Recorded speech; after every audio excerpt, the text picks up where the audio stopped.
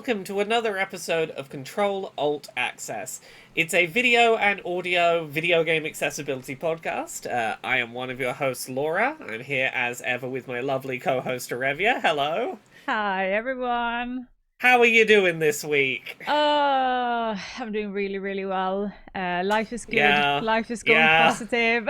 Life is good. We're both doing very well. It's one of those periods of time where we can't say why we're doing well, but we're doing well. We're doing good, so We're I'm happy. doing we're doing all sorts of good stuff that eventually you'll know why we're so happy at the moment. We'll at some point know. Yeah, yeah. But Laura, what have you been playing since last time? Well, we are in like the run up to Gamescom, which means that like I'm doing previews of stuff because stuff's going to be playable at Gamescom, which means that like preview opportunities are showing up. Yeah, So I played a couple of hours recently of Powerwash Simulator 2. I'm so Uh, envious. Oh my god. yeah, you're a fan of the first Powerwash Simulator, are you? Loved it. Oh my god. Yeah, so here's like the big headline for Power Wash Simulator 2. It's more of the same with additional stuff that makes it more accessible. If you liked the first one, it's gonna be more of that. Um Most of the feedback I have after 2 hours with Power Wash Simulator 2 is like there's a bunch of little things that are nice quality of life changes. The big accessibility one I'll get out the way first is you can press a button and it will highlight any dirt that hasn't been cleaned up yet in like big, bright, high contrast, easy to spot colors. Yeah. So if you're like, why is this panel not finished being cleaned? Oh, the inside of that is glowing. I need to open that up and clean inside it. Cool, wonderful. Really appreciate that for quality of life. Yeah, I remember they had something similar in the first one as well, like the ping system. Yeah, so what this does is it's like it not only like helps you identify where it is, it highlights the dirt itself really brightly. You can change the color of the bright flash that the dirt makes. Ooh, yay. You can change the duration of the flash for how long it Oi. stays lit up. Um, there's like a whole bunch of different things you can do to do that. Plus, when you get down to like only a couple of bits of dirt left, it'll also put a really big target when you click the button to go, hey, you can't currently see the big glowing flash because you're not looking at the right place. Come look where this target is. Here's where it's glowing. Nice. It's a whole bunch of stuff to just really zero in on. This is where the bits of dirt that I need to get are, and I super appreciate that. Yeah. Um, there's a bunch of new tools for getting up height in levels. One of the most important to me is the first game had scaffolds, and Yeah. as great as scaffolds were for going to like variable heights, you had to kind of in first person Yeah. run around in a circle to go up them from the inside. They now have a ladder on the outside edge, so you can just climb up the ladder up the side. Ooh, Uh, yes. Great if spinning around inside the scaffold made you motion sick. There's now like a scissor lift, which is one of those big like machines that just sort of lifts upwards, and you can sort of control the Hmm. height that it lifts to. There's abseiling. So there was a level that was like a big billboard, and you basically put a chair on rope. No. So you No, could are you for real? yeah, so you can sit on it and go up, down, left, and right to like get Oh. to all the places on the billboard you want to get to. Oh, that's fun. Which is yeah, that was fun. The big like there's a bunch of there's new tools and stuff for cleaning. The important one is the surface cleaner, which is a big circle with a spinning brush inside it. Nice. It's not the most strong cleaning tool, so occasionally there'll be stuff that's stubborn that you'll still need the power washer for. But if you're looking at like the floor or a flat wall, something that is a flat surface that you're just like, there are no obstacles, I just need to clean a really big area. Hmm. It's a really big circle to clean an area with, so that you're not like having to clean the whole floor of a playground as if it's like I'm using the toothbrush to slowly scrub this entire floor. You've got like a, a big tool for doing big air and getting the most off of big areas, which is Yeah. really good. Um, Other than that, there's the main difference is there's one new type of level that I got to experience, which is levels that sort of present them to you in portions. So the one of them that I tackled was like cleaning a public toilet cubicle.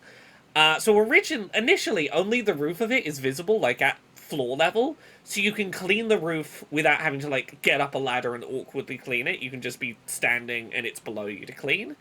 Then when it's fully cleaned, the rest of the building comes up out of the ground, so you're just cleaning like the walls in front of you that are at a good height for you to clean.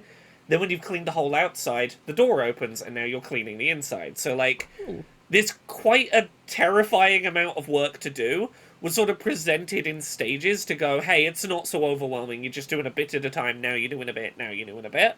Nice. Which honestly I found really nice from a breaking the task down into manageable chunks perspective. Yeah. Because I think if that whole building, including the disgusting interior, had been visible from the start, I would have been a little intimidated. Yes. Yes. But yeah, other than that, it's just more Powerwash Simulator. Yeah. Do you want more Powerwash Simulator? Here it is. It's got some quality of life stuff and some new tools, but it's just more Powerwash Simulator, and that's great. I think everybody who is a fan of Powerwash Simulator, they just want more Powerwash Simulator. Like it is it's a neurodivergent drug. I cannot explain it in any other way. Whenever I start playing, I don't stop. Yeah. Yeah. With the release earlier this year of Spray Painting Simulator as well, I'm eating good this year for sit and methodically spray things with my big spraying gun games. I love them. Oh, yes. Should I talk about some of the other things I played while I'm here? Yeah.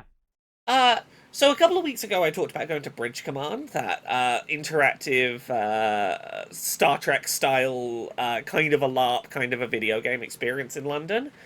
So that runs on something called Empty Epsilon, which is like an open source free program that is designed for running Starship management video games. Yeah. And I have been playing around a bunch with that. Ooh. I have been doing a few things, because I was like, I've signed up with a group of people to do a campaign at Bridge Command in the coming weeks to do like a big multi-mission story, and I was like, I want to be more familiar with all the sections on the ship. Particularly, I like being the captain when I go to Bridge Command, and I want to understand the various desks. Like, if I tell someone to do something, I need to understand what I am asking of them and what pressures I'm putting on them to better do that sort of management role. So I took a ship designed to be piloted by up to 6 people, and decided I was just going to try and play it solo, with like a little tab in the upper right so I could swap between the different desks on the ship.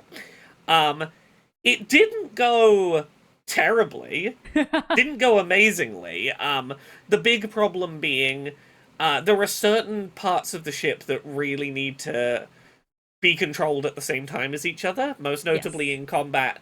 You need to be like flying your ship and turning and aiming it at the same time as you need to be in another tab loading up missiles, firing missiles. Yeah. But it turns out there is a option that's designed for like 1 to 3 players where you can combine some of the areas of the ship onto single screens.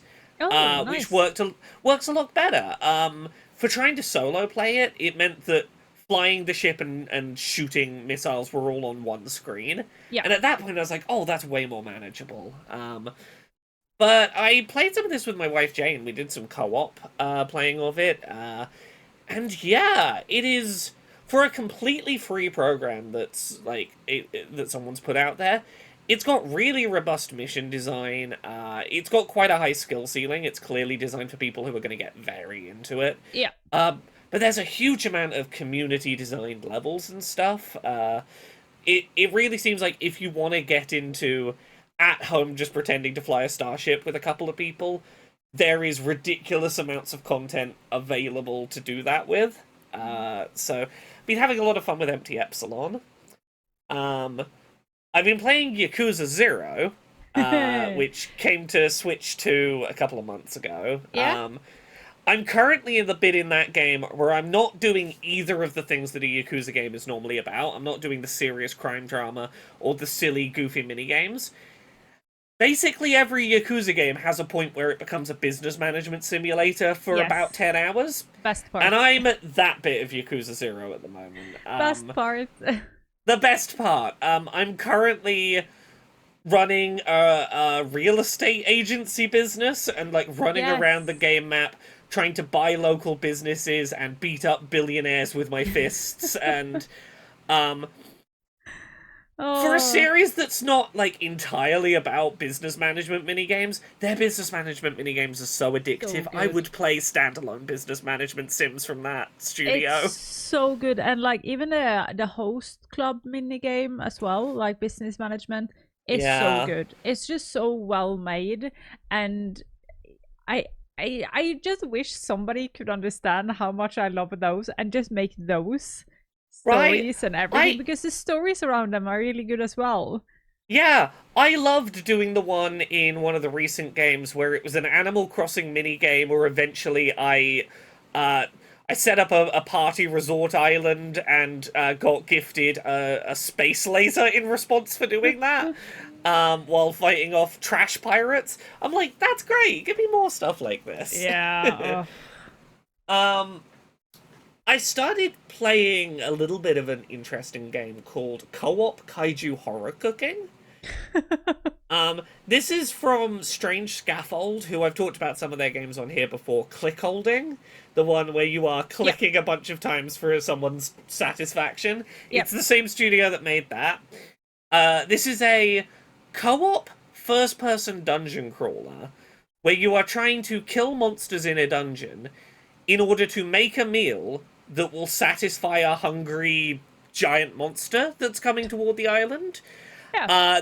There'll be like a big ghostly bear or something coming to destroy the island, and you get like you can find what ingredients and spices and things this creature does or does not like, and you have to rush to kill the required monsters, make a meal, and just catapult it off the island toward the monster, and hopefully satisfy it before it gets to the island and kills Oh. you.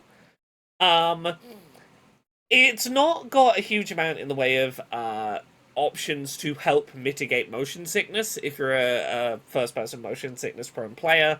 So I've not been playing it in huge batches, but it's a very silly concept, and I do very much enjoy. It almost sparks some of that like overcooked energy, where it's like, Yeah. quick, get the food ready, everything's going wrong around you, but it's in first person, and you're like swinging a sword around, Yeah, and which is kind also of fun. it gives me like low res Skyrim vibes. Yeah, it Yeah. definitely has some of that energy to it. Yep. So yeah, that's been fun. I want to make more time to play some more of that. Um, and the last one I'll quickly talk about is I've returned to a game I think I've talked about on this show before. Nubby's Number Factory. I don't know if I've talked about this on here. I'm Um, thinking I need to also always see a hmm, picture to remember things. yeah. So No, I don't uh, think so. Okay. Well, Nubby's Number Factory is it's a game that like a year or so ago I got very into as like my this is dopamine for the brain Yeah.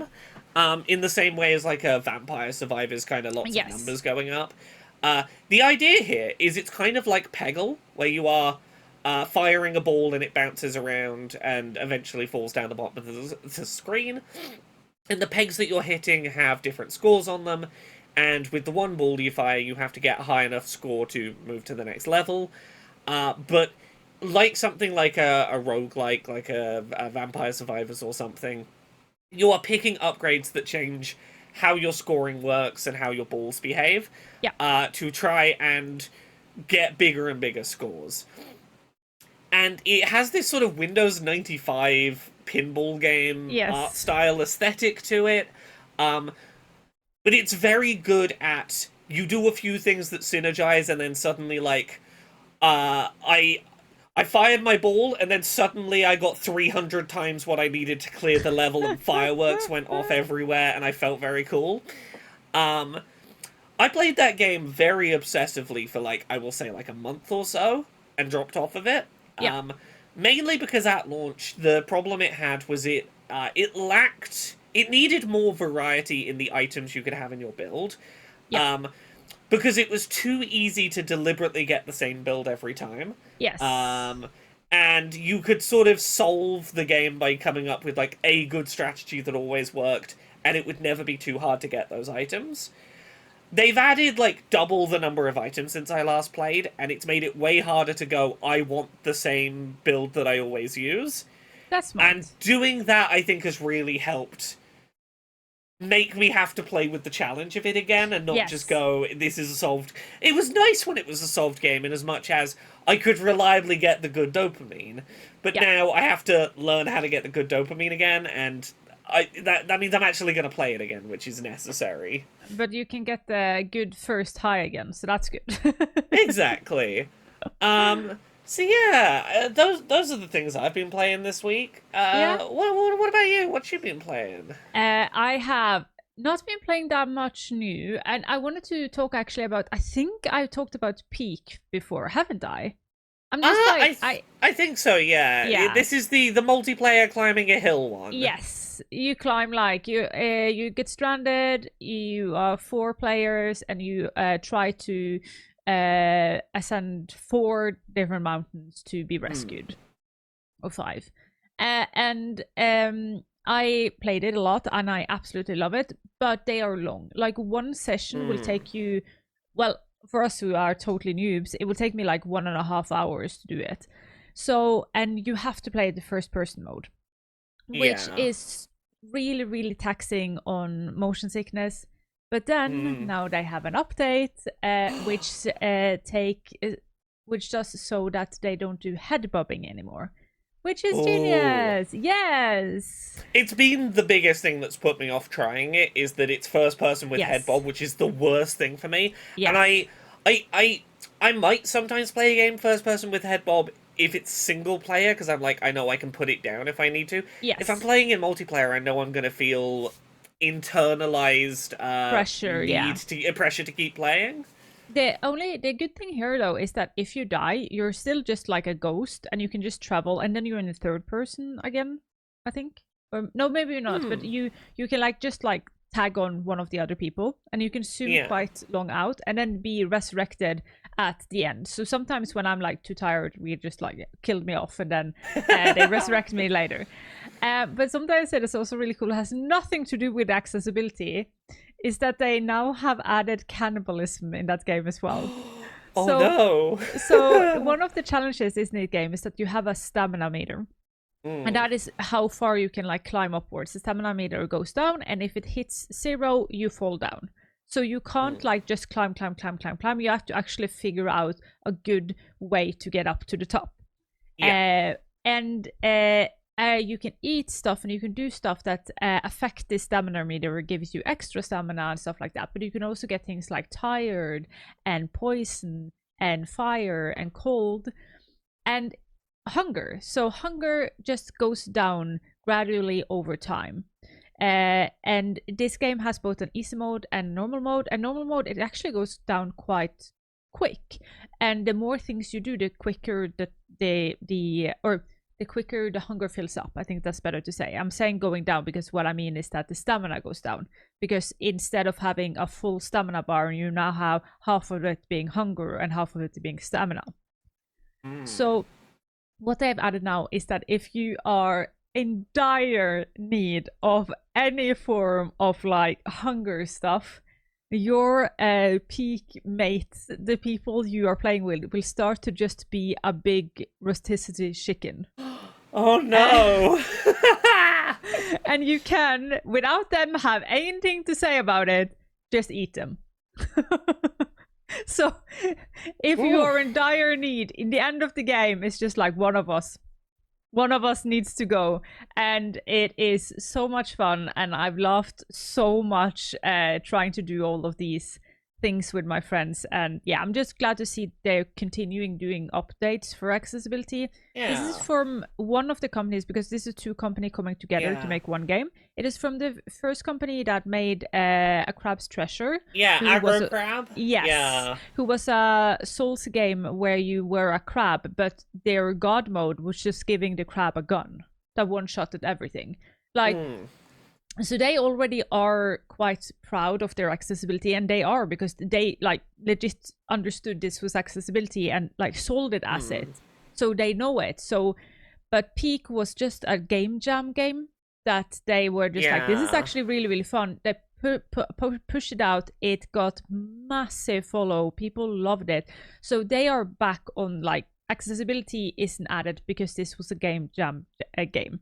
Yeah, my understanding is they made this during a period of burnout because they got a bit like they were like, oh, we have to make the next thing, we have to make the next big thing after another Crab's Treasure, and they just weren't vibing with it. So like, we're gonna like quickly make a couple of games and see what sticks. And Yes. oh no, this one's stuck. I guess we gotta make it accessible now. Yep, and so the game are missing things, but they are quite like honest about that. And like even when you go to over to the screen where you see your buttons, you can't button remap right now, but it says that they are working on it.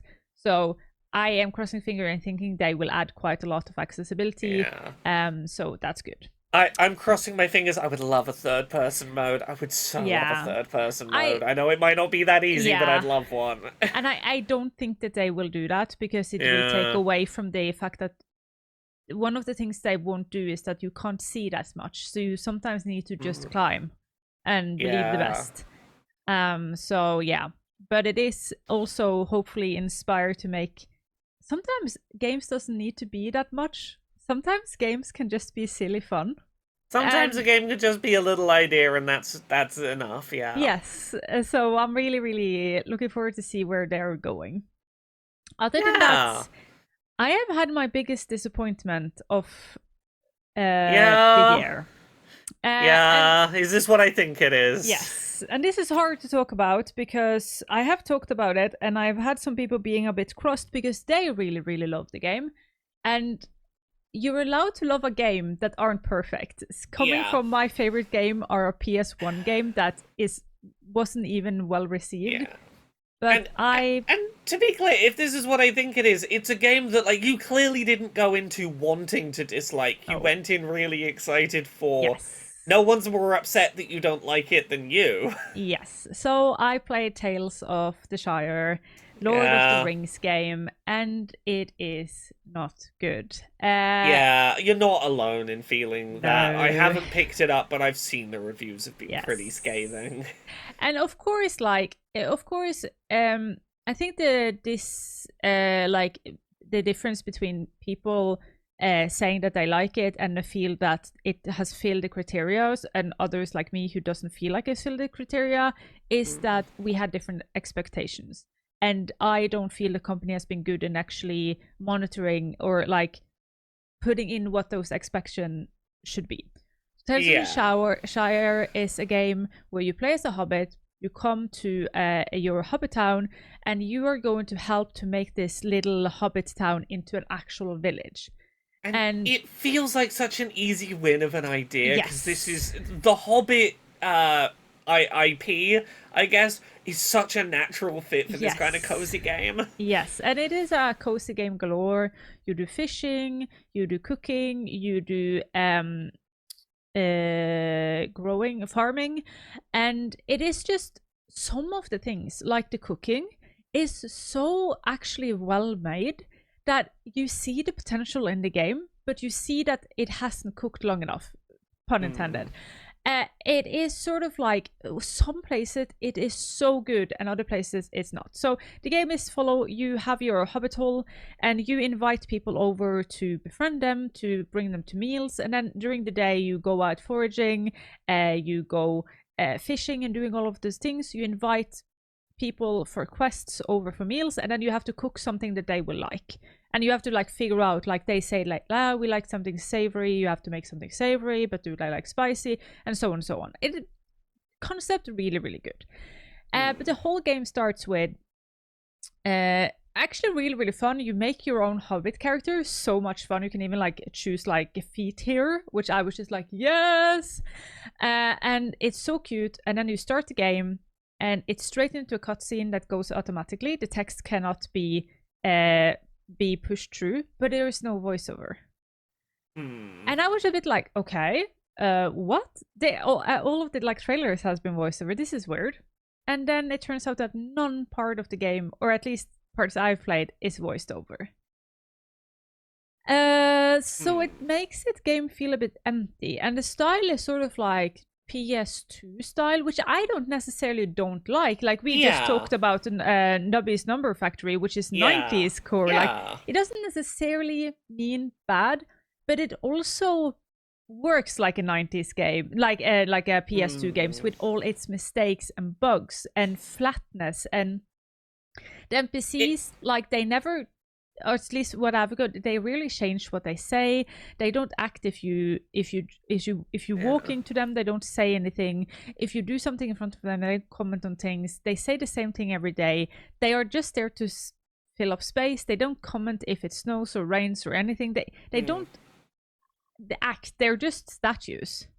It's the difference between something that is genuinely like a game from 30 years ago versus something that's like, oh, this feels how I remember them feeling back in the day. You know, yes. it's got obviously more. You know, sometimes games will have more modern quality of life things to feel more modern, but will still have the spirit of an old game. And others are like this. It's like, oh, it feels like you ignored 20, 30 years of games have gotten better. Yeah, and like of what we are now used to a game having. And then I also find it a bit weird because I didn't feel like what was growing outside and the season collated that good and the story wasn't floating as good as it should. But what disappointed me the most was, of course, the accessibility. One good thing is that the game actually starts with the settings, so you can like do the settings before. So you have a lot of... Yeah, so that's good. So that's great. They have also like a lot of volume sliders. So if you don't like the fact that you can hear like tapping of the feet on the ground and stuff, you can slide a lot with the volume. So I really, really enjoyed that. But then they have button overview, but not all the buttons can remap.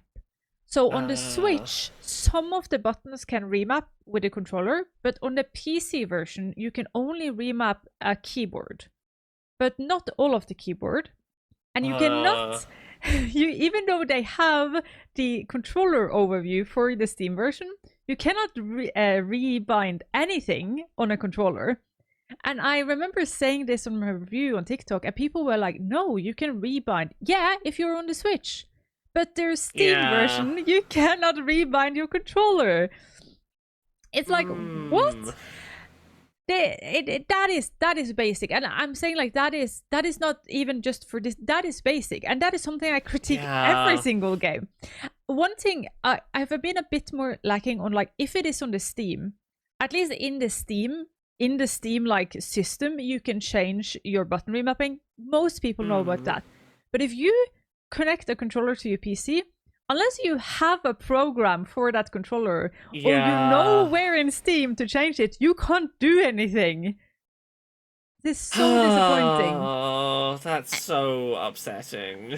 And then you have like they do give you a bit of a larger text, which I technically enjoy. I think it's nice, but I think I would always like larger text, but at least they have thought about it. So you can have like regular text and a bit larger text, so that's nice.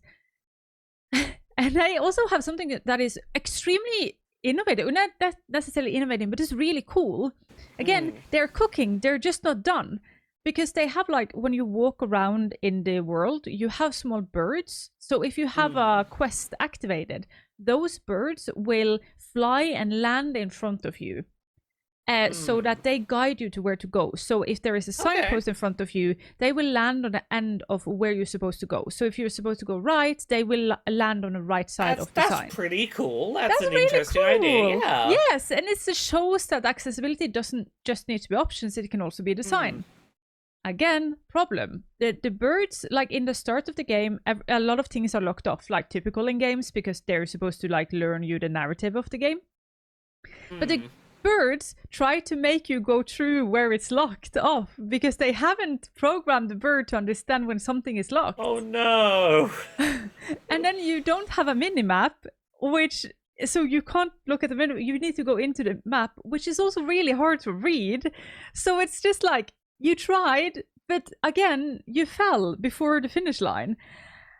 And that is the thing with this game. They tried, but they failed. They also have like a simplicity cooking station because cooking is quite advanced. Like you need to do a lot of stuff. But that as well doesn't work on every single station you have. you still need to do stuff. So they call it auto completion or auto something, but the word auto. But it doesn't is no though, because you still need to do things, and it's just like, guys, you're so close, and that's the thing with the whole game, and maybe that is why it annoys me more than just a bad game does, because you can see the vision, you can see everything, and it's like taking out your hand, trying to catch it, but alas, no, you didn't get it. You were 1 meter behind, and so I'm hoping we'll see an update, especially for the controller support. Like, come on, that no controller remapping. Like, come on, that you can fix, and a bit more. But like in general, like everything when you walk around, everything out in the world is either highlighted or they're like butterflies. So if you see butterflies, you know that means that there's something here you can forage. So they are like, again, they're starting to understand, but they just didn't get there. And yeah, again, Cozy Games. It seems like developers behind Cozy Games, not everybody of course, but some have maybe become a bit lazy, where they're just like, oh, but our genre is cozy, so it's okay to not be accessible because it's supposed to be slow, not understanding that doesn't mean you don't have barriers. And I wish they would take a leaf from their complete opposite genre's book, which is horror games, which understand that no matter which part of the game is, no matter if this is a scary part or a regular part of the game, you still need accessibility. Barriers could come in all places of the game. So yeah. No. It's a shame. I was hopeful for it, but it really feels like not enough time and budget was available. Yes. People with a good idea were sort of forced to push it out the door, and now it is what it is. Yes, and I think they can fix some stuff for most people with updates. I just don't hope. I hope it's not too late for the studio. The studio is also completely new, so hopefully they can actually fix it. We have seen games being able to fix things like No Man's Sky, Subnautica. Like, people have been able to fix games before, so yeah, I'm crossing my fingers, but I don't have high hopes. I want to believe, but I am not holding my breath. Yeah. And then the last game I've been playing since last time we talked is actually Grounded 2. So that is finally out in early access.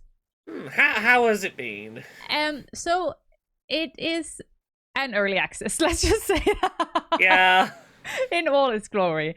So it's so cool though, because you start the game, right? And you get like this really big thing saying, like, even before you get up the thing saying it's early access, it's a thing saying, we have accessibility, and I can put you in the accessibility setting now.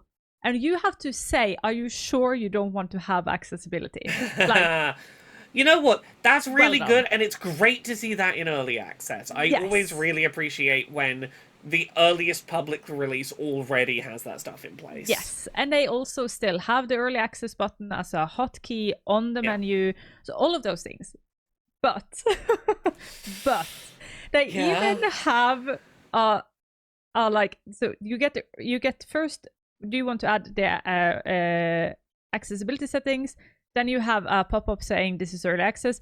Then you have a pop-up saying, are you afraid of spiders? We have something called arachnophobia mode. Brilliant. Oh, okay, so, like, can I guess what they've done wrong with arachnophobia mode? Because I remember the first game, and I'm going to make a guess. If you scroll down to arachnophobia mode in the settings, the default is it shows you the spider. No, they don't do that. No. Okay, it doesn't default at full spider show. No. That's a problem the first one had, is you had to see full spider and turn it down. Yeah, no, they fixed that in the first game as well. They have now, you need to actually push a button and then that pop up the window. Okay. Yeah. So it's like, it's blurred away, like it's completely behind like a thing, and then you have to push a button and then it pops up. So like, they learned. Okay. But I had full on arachnophobia mode, and I was really, really like, okay, but they have to have really gone through this, because when arachnophobia mode first got published in the first game, were not well made. You still had like a spider corpse laying around. Some spiders, the arachnophobia mode didn't work on. So I was just like, oh no, they have learned. Oh, they have learned from the first game. Hail to the no, they have not. No, what have they left in? cutscenes. Oh. And there is No, a big you know what? spider in the cutscene. That doesn't surprise me, because do you remember what they did when they announced the arachnophobia mode for the first game? They showed spiders, like full uncensored spiders, in the trailer announcing arachnophobia mode. They showed full spiders in their "We've got an arachnophobia mode" trailer, and they did it like as a joke. They were like, "Ha ha ha! Oh, well, you have to see them in the game though." Yeah. But this like didn't, this doesn't seem like that is the thing, because No. in game everything works. In the game so far, I have had no problem. The only thing I have problem with right now is that the blobs doesn't scale big enough, so you sort of see just like all the grass being moved, and then a little blob comes out. So they need to work a bit on scaling for the bigger spiders. Yeah, and I suspect you're right that this isn't like that kind of issue from the first one. That this is more just someone didn't think about it. Yes. Like, no one had the thought of, should we render a second trailer with a second cutscene version with the spider blob? Yeah, but like, the funny thing is just like, when you press start, after getting this huge ass picture that takes up all your screen, saying like, "We have arachnophobia mode. We know it's scary. Please let us help you." And then you're just like, "I'm trusting you, Obsidian." You press start, and then it's just spider. Right. I was gonna say that reminds me of Monster Hunter Wilds, and you turn on arachnophobia mode and then there's still big spider bosses. This is worse. This, like, at least in that case, I'm like, I can see the reasoning. You needed to be attacking specific limbs. I think it's stupid that you advertised a mode if you weren't going to turn those bosses off. But, like, I understand how you got there. This, I don't get how you got there. No. I don't get how not one, like, person on that dev team went, okay, we'll test arachnophobia mode. Ooh, I still saw a spider. Should we do something about that? Yeah. I think this is one thing that I've heard a lot of criticism of this game for now is that people play it as this is a finished game. This is early access. Like this is before early access. Like this is, or it's not, but like this game is rough, and you see it on all the design and stuff. Like it doesn't look as pretty as it should, and there is a lot of mistakes. This is an early game, and to say that, like, they even tell you that when you start this game you will have bugs. They even like say it, like you will have problems. And I've seen a lot of people on Reddit going like, oh, my save didn't work and my save got corrupted, and it's just like, sorry to say, but what did you expect? This isn't a dumb game. I get that to a degree, but I don't know how, like, save corruption specifically. I know that because I do the job that I do when I play really early builds, I go in knowing that's a possibility with something like this. I do feel like save corruption is one of those things that the average consumer probably has an expectation of, it's in early access, there are going to be unfinished things, but, like, I'm not going to lose progress or anything. You wouldn't give it to me if it was, like, broken in those ways. And I can't blame anyone for having that opinion. No. That's true. And I think, but they are trying with that huge-ass thing coming up and saying, like, this is early access. They are trying really hard to say, like, hey, we know. But in general, there is a lot of the accessibility from the first games. Like almost everything you have in the options are just taking straight into this game. So you have all of like stability of the camera when you're in first person. It actually also changed this game is that it asks you before you start the game, do you want to play in first person or third person? Because the other game you started, and a lot of times you just started in first person. Now they actually ask you, which is brilliant. It's absolutely brilliant. And it's really easier to change between first person and third person because that's the own thing in its own, like in the menu when you just press start, that is what it comes up in the corner. You can easily change. They have volume sliders, they have button remapping, they have head bobbing off, they have all this aberration off, and like a lot of things they have. And I think one of the coolest things is also that they have made something called an Omni tool, which is like your hammer, your shovel, your axe, and the last thing I can remember, which is combined into one. And it's actually not a tool you have on your hotbar. It's just a tool that they have in their backpack that they take out when necessary, which means that you can still upgrade it and you can still do all of this cool stuff because you have to upgrade it in the machine, but now it is at least just one tool, and you don't need to have your hotbar filled with 4 tools that you That sometimes is nice, use. yeah. They're still sadly using the radio menu. What is it called? The like round menu. Yeah, radio menu. Yeah, they're still using that. In the first game, actually, when you pressed once, that menu came up and it stayed up. Then you pressed which way you wanted to, and then you pressed the close the menu again, and then the action happened. Now you need to hold the way you're going to have it, and then let go of the button, which is only on some of the menus. So there are bubbles here. They're working on it, and it's quite obvious. They still haven't addressed anything with arachnophobia also being arachnids, which is scorpions. So we haven't heard anything more than that. I haven't been able to ride, because the fun new thing in this game is that you can ride insects they call buggies. And I haven't gotten a spider yet, so I haven't tried how it is. But what is really good is that when you ride any of the ants, at least, and ants are like, they go up and down and all around, the camera is dead as stable. Like there's no head bobbing, anything. And you're in third person. You get automatically pulled out in third person, no matter if you were in first person or not. So you automatically gotten out in third person. And the buggies, like the ants at least, like you can like press a button and it just automatically picks up everything for you. So if you push a button, hold it, or it holds automatically, and then you go over a field where it's rocks and pebbles and sprouts and everything, it ends up just picking them up automatically. So it's a really good tool for you to just go around picking up a lot of stuff. So they're cooking, but this is an early access game. I might actually think one of the things that wouldn't make people so angry is if this game were free in early access. It is on Xbox Game Pass, but it costs money on Steam. Which then again, when you pay money for something, you should be allowed to have expectations. So yeah, and again, this is why, particularly for like save corruption, I'm like, if you're paying money for a thing, I feel like I won't lose my progress is like a pretty reasonable bar to have for like a thing you've paid money on. Yes.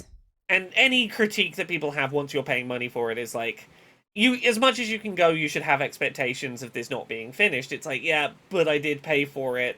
And you actually, you pay as much for this game as the first game, which is the done game. Yeah. So I feel like that also, there is an in-between here. I think they could have worked a bit better with the community, because no matter, like, the average consumer of a game aren't people like us who are extremely nerd on everything we do, and that shouldn't be either. So I would rather see that this would be like an early access that was free, they get it tested out, and then later they get paid. You can pay for it. But, oh well, it is fun. It is more of the fun parts. The story so far is good. The accessibility when it works is really, really good. It's more of the same, and I have high belief that they will end up fixing all of this, because they did that in the first game. The first game was so many problems with when it came out, like ridiculously a lot of problems, and they have kept continue adding accessibility up to the latest patch of the original game. So I assume here as well that they will just continue and continue and continue. Yeah. Lovely. Shall we tackle a couple of newsy bits before we wrap up today? Oh yeah. So I've got one I'll start with, which is Clair Obscur Expedition 33 has had an accessibility update with some new stuff going on in it. And all of it is very positive. Probably the biggest update, and I'm really glad to see this, is one of the characters in the game has a attack system that is based on magic, where if you use certain elements of magic, you'll store that element on a little diamond, and you can then spend those colors that you've stored to do bonus effects on your spells. Yeah. The problem is that information was only communicated by color, which is not great for colorblind users. No. Her whole central mechanic relies on being able to see color. They've now updated the game so that each color of spell also has an associated symbol, so you can see what symbol of magic if you are colorblind. That's good though.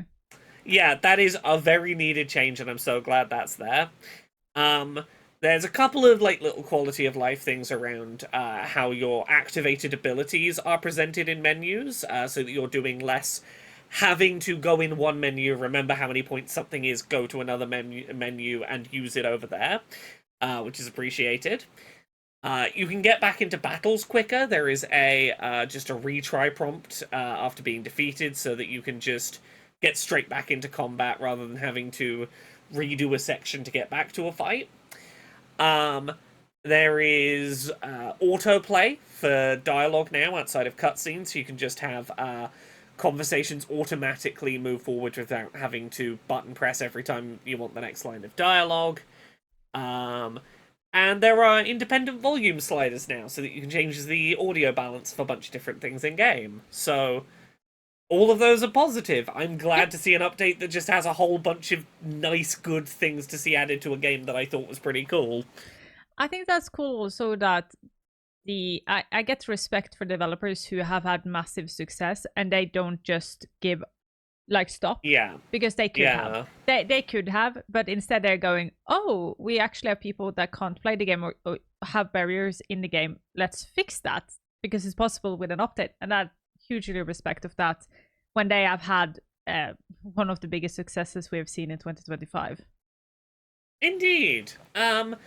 Do you want to talk about the other news story we've got in the list for this week? Yeah, it's a bit late one now, though. This happens sometimes. We do our best to keep on top of these things. PlayStation have come out with a new system update for beta, so people who has beta testing. Not every country has it, but for those who have it, I have access to this. I probably should have noticed this. I don't think I've downloaded the newest beta. Oops.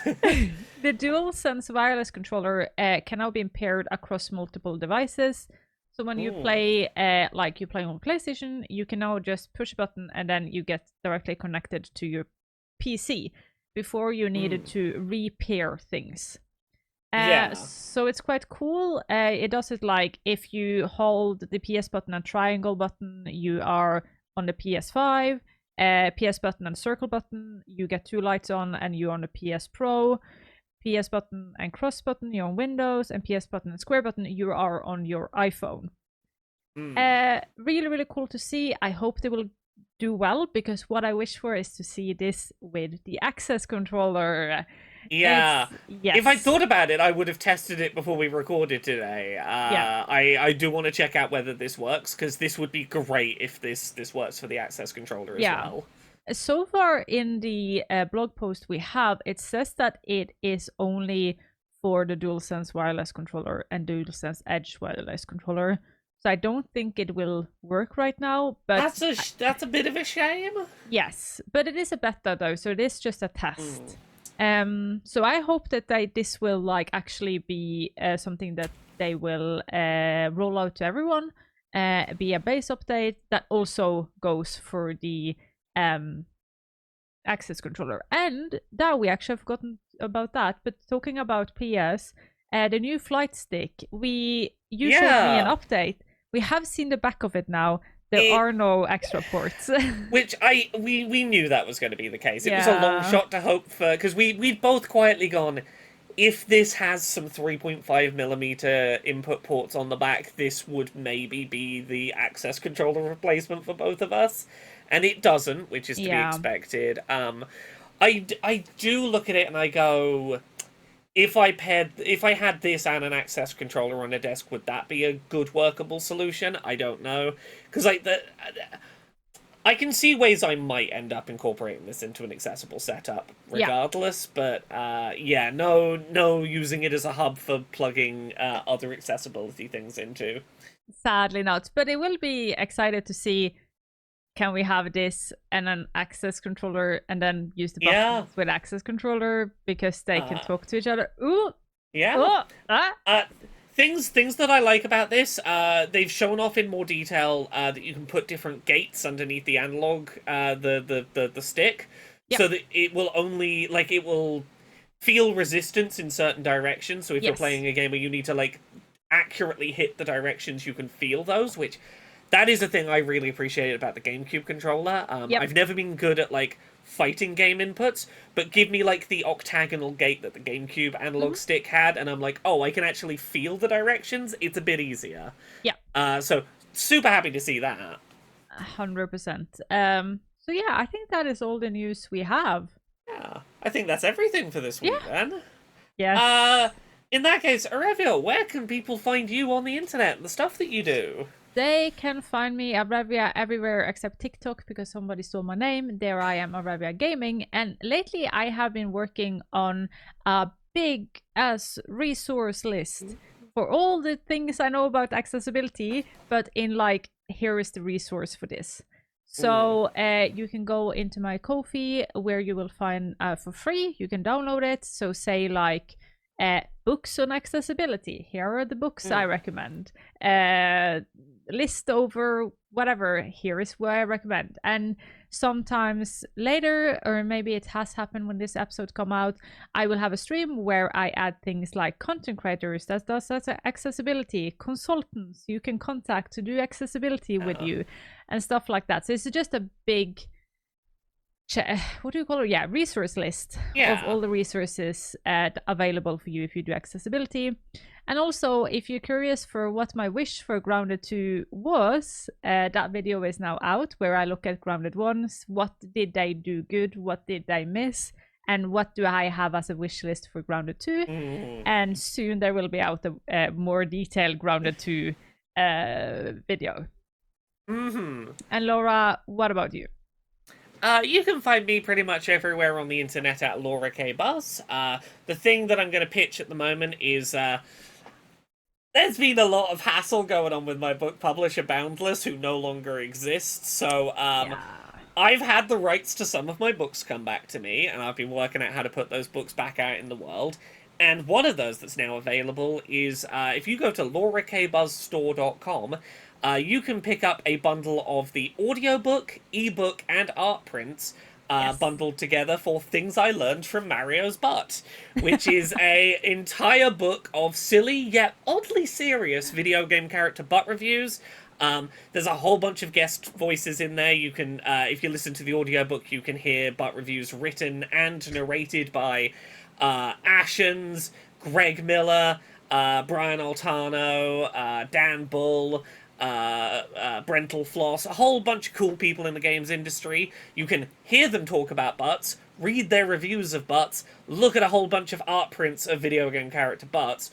You can read what's in there. There's an interview with the man who designs monster buttholes for Conan Exiles. You can read Mike Bithell, the game developer of Thomas Was Alone, explaining how that game's story is very seriously all about butts. Butts are the core of that game's plot. You can read an interview with Robert Yang about like the academic importance of butts in queer representation in video games. Go check it out. laurakbuzzstore.com. You can get the audiobook, ebook, and art prints all in one little bundle. Other than that, by the time this goes up, you'll be able to see over on youtube.com/laurakbuzz my pretty lengthy accessibility review for Bridge Command. Yeah. Next time, when I come back, when we do the next Ctrl Alt Access, I will have done a 5-mission long campaign at Bridge Command, so I will be coming back to give my thoughts on that in the coming weeks. But I think that's everything for this week. Thank you so much, everyone, for tuning in. We'll be back in a couple of weeks. Goodbye. Goodbye.